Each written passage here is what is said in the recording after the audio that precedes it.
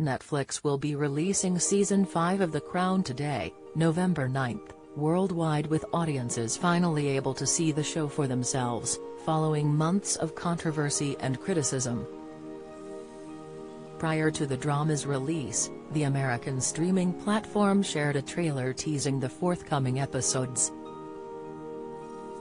Perhaps one of the most stark moments was the opening scene, which portrayed the fire at Windsor Castle back in 1992, a year which Queen Elizabeth II, played by Imelda Staunton, described as her annus horribilis.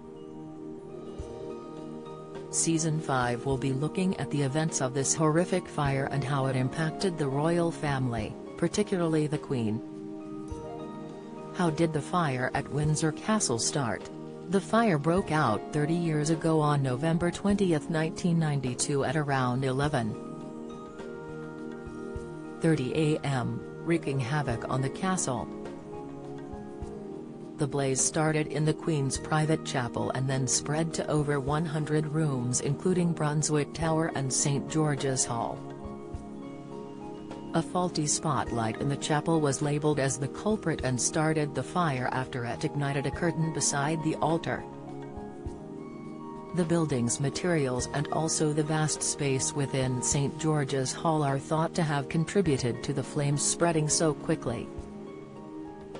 Members of the royal family, royal staff, soldiers and firefighters all helped to save precious artworks and antiquities as the flames raged through the castle. Miraculously, only a handful of pieces from the extensive art collection were destroyed. A large painting by Sir William Beechey and a rosewood sideboard couldn't be removed in time, according to the Royal Collection Trust. A total of 200 firefighters and 25 officers were brought on to tackle the fire before it was deemed to be under control. The fire lasted for 15 hours and was finally extinguished at 2:30 a.m. on November 21, and firefighters from 7 different counties, London, Surrey, Hampshire, Wiltshire, Oxfordshire, Buckinghamshire and Hampshire, were battling to stop the raging inferno. Firebreakers were assembled to stop the flames ripping horizontally through the building and instead were up through the roof area. In all, 36 water pumps released 1.5 million gallons of water during the height of the operation to quell the fire. 5 members of the fire crew were taken to hospital and 3 others were treated on the scene, states the Royal Berkshire Fire and Rescue Service. There was a 5-year period during which extensive renovations were carried out on the damaged parts of the castle to return it to its former glory. A room now known as the Lantern Lobby replaced the private chapel, creating a formal corridor between the private and state apartments. Meanwhile, St. George's Hall was given a new lease of life as it was returned close to how it had originally looked, albeit with some 20th-century reworking.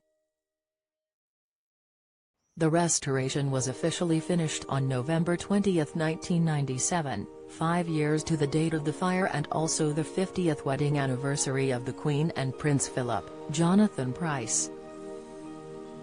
Windsor Castle is the world's largest inhabited castle and is one of several royal residences, with the fire affecting the Queen, who even referenced it in her now famous speech in 1992. In the speech, in which the Queen addressed the Guildhall as part of the 40th anniversary of her accession to the throne, she said, "1992 is not a year on which I shall look back with undiluted pleasure."